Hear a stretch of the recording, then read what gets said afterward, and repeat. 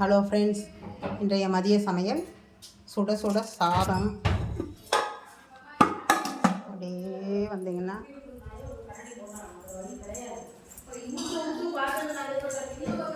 பருப்பு வடை, பூர்ண கொழக்கட்டை, எள்ளு கொழக்கட்டை, பச்சரிசி இட்லி.